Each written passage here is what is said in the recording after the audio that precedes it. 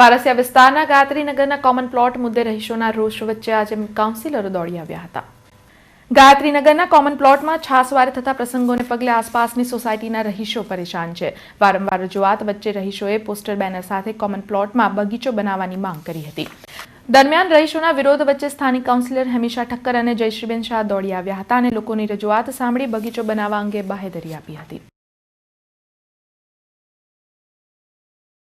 आज हमारे यहाँ पे जयश्री बहन और हिमिशा बहन ठक्कर आए थे।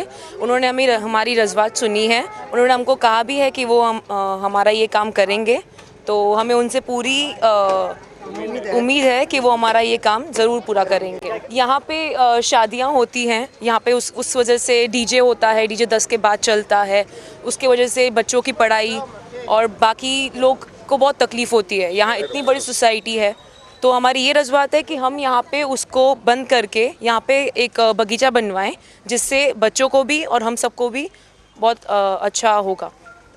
और दूसरा, यहाँ पे चारों साइड बारिश के टाइम पे गटर लाइन बराबर नहीं दी हुई है, उस वजह से पानी पूरा भर जाता है, गंदगी होती है, मलेरिया डेंगू बहुत सी बीमारियाँ फैलती है, तो उस वजह से वो भी हमने उन्हें कहा है।